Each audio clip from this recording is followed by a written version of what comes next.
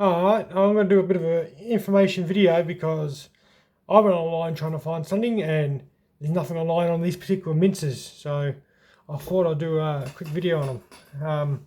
There is one, I tell a lie, there is one video of a sprong mincer. I forget the bloke's either UK or Australian, I forget. But this is going to cover the basis for all this stuff. Just move that out of the way. What we've got here is a couple of sprong meat mincers, or meat grinders if you wish. They are an English brand, been around since the day dot. You know, they made all different styles. You know, they got the old style, they used to make the old style cup style, which the blade used to sit on the outside and spin around. I've got one of them somewhere. A Pope made one, but they're the same as a Universal or some of the Scandinavian brands, you know. Very uncommon to see in this day and age, other than antique shops and stuff and the like. But the two most common type of sprong mincers you're going to come across is either your bench mount or your limpet mount. It's commonly referred to as a limpet mount. Like this is a 705 and an 805. You know, for being 60s and 50s, they still stick to the bench with a little bit of water. I guess I'll start on what's the real difference between most of these, you know, and what parts you can find for them. You know, this is just it's generic in its design, and there's no markings or anything on it. So some of these were sold as hamper. I've seen universal ones, and there's all different mobs that used to make them. Pope used to sell them, but they usually just says made in England on the side. These are made by Sprong. I'm going to start with the 705. The 705 is more of your budget basement type mincer. So you just had your standard suction base. A simple casting, simple top casting of a simple lock-in screw. These style mincers, you'll see them, the later ones are even made of plastic, but these early ones, they've been tin plated. There's a lot of them still around, but the design of these,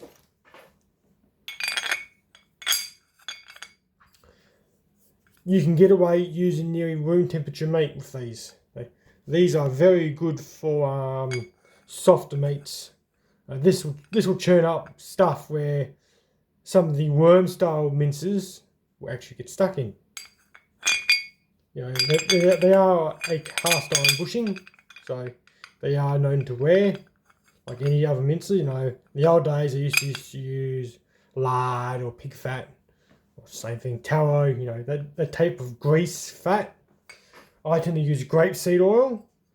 Canola will do it in a pinch, but I typically use that stuff, grapeseed oil. It doesn't go rancid. You can stick at the stuff; it doesn't go rancid like most vegetable oils do, and you can use it and it doesn't go black in it. So if you use olive oil, it will work, but you get a black bruising around it where it's burning off carbon off the cast iron. Alright, the 705. It's more of the budget variety of these. They take something called a cutting plate, not an actual die. So they got dies, but they also got cutting plates. There's a definition. That's your knife, and this is commonly referred to as a die, a knife and die, as you wish. These guys use a keyed cutting plate. If one of these standard dies, you only came with 3 of these in the set. That's all you got. There is 2 sizes of these which I'm aware of. There's this size, which is the standard size, and there's actually a bigger one, which is a little bit bigger. It's the same size as a number 5. This is number 5, but they're pretty uncommon. They're the bigger versions of these bench mount ones. I know one is across the road at the antique shop, but they're pretty uncommon to get dies for them. You know, these you still see around. Occasionally you'll see a mincer which got like 3 or 4 of them because someone just saved them up over the years and never lost them. You know, they are different cut. You know, you got your kidney cut, big slices. This will do about a 12mm cut in your meat, and it does a fine quarter cut. Now, I use them for carrots and such, meat, and that's more like nearly satay. But surprisingly, they cut surprisingly well. You'd be surprised, you know. It's a little bit burnt. They are stainless, easy to sharpen if you have to, but they cut alright.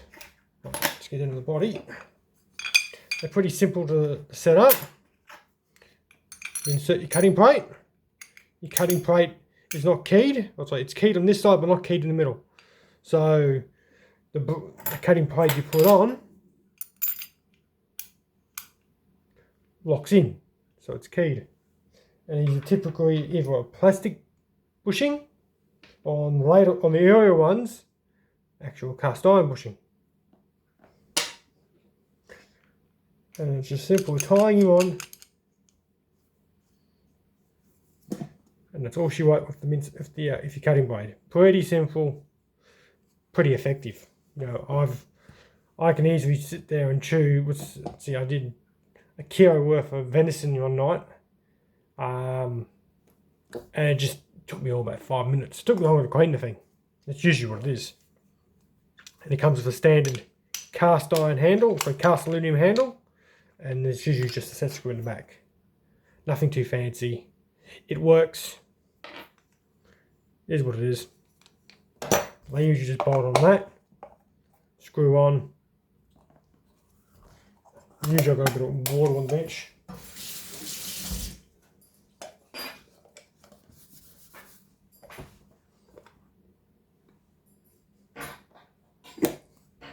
And these don't usually go anywhere.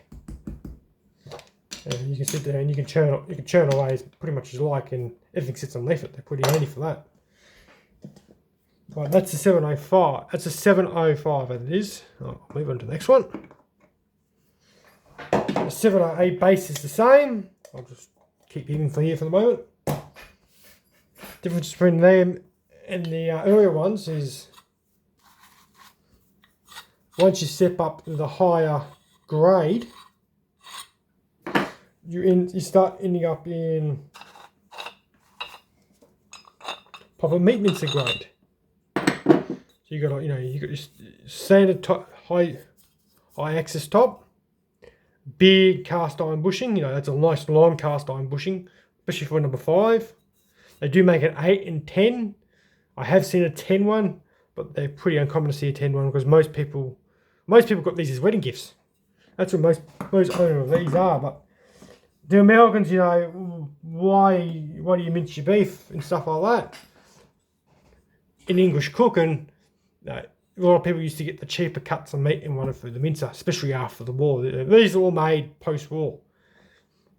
These were made pre-war. Some of these are. Post-war, you know,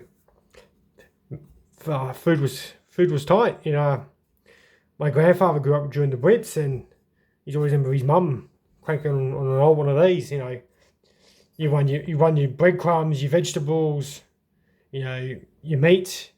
You know, but you might find a bit of offal in there. You know, your heart or something, liver, kidneys. Run that through the mincer, and you mix that with, you know, a little bit of usually a bit of pig, or something with a bit of fat in it, and that was most of your cooking.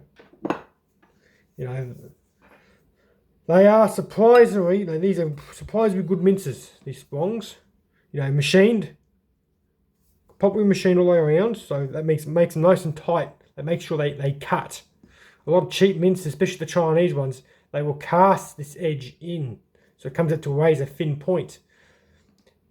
And they don't, no, this one's a bit grippy, but usually these are pretty smooth all the way around. A lot of the Chinese ones, they don't even do that. They just cast them. You know, I'll show a Chinese cast one in a minute on the video. And they just grab it, and they're not the same. Don't be wrong, I have seen good Chinese hand mincers where they've actually ground all the way around. They're built like the old Pokent ones. So They can make good stuff, but these spongs actually gives you a hard, high carbon disc in here. I don't know if it's molded in or it's just a really good shine, but there's no bushings in there. They go pretty much straight in. Straight in. They run the larger D handle. A lot of the other ones run a tri handle. But this particular model, this 805, they run what they call a number 5 mincer braid. So you've got one here which is a, what does it say? Sprung England. It doesn't tell me, but that's about a 10 mil. And then that's another sprung. That's about your the size of a 223. So probably 4.5 mil. Close to 17. And this is a Jupiter 4.5 mil. West German, but it's also a number 5, so it is also interchangeable. No, with the sprung, you know, a lot of the numbers will interchange. It's not always the case with Chinese mincers, where I got a bunch of these Chinese braids. They came off the old Aldi brand mincers, and I've been given a few of them over the years. You know, all these are Chinese, but they are almost like 4.5, and they are slightly smaller. You know, you can. I've seen people pack them out with a bit of tin, you know, out of a beer can, and just put enough to push it up, you know, to get the line, you know, their mincers. You know, usually they got to cut another notch in them to help match them.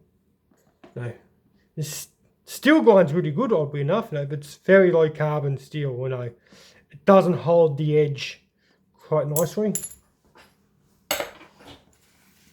So here's my non-sharpened one, and they're pretty much rough.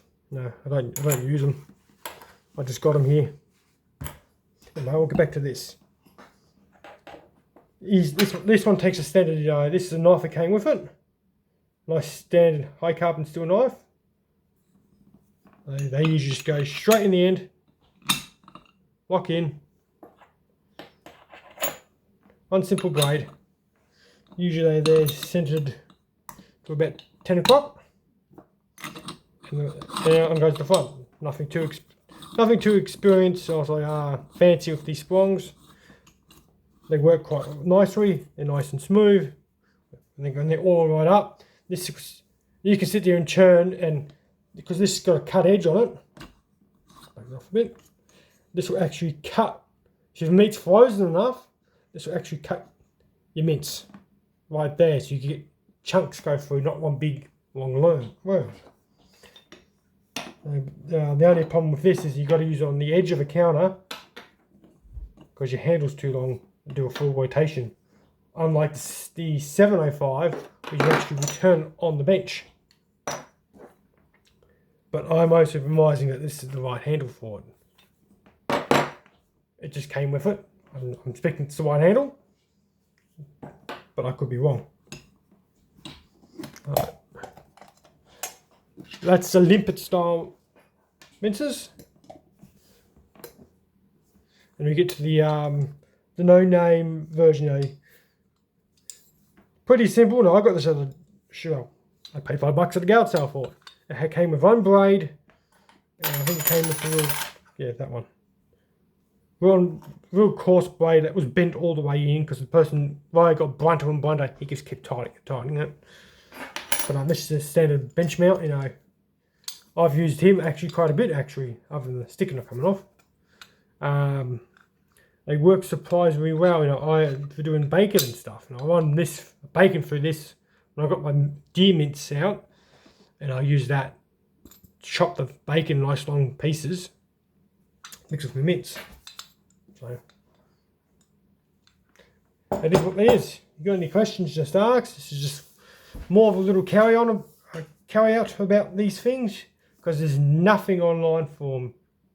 You know, all I see is the Chinese ones, they just jam anything and go, and it just comes out the spewy shit.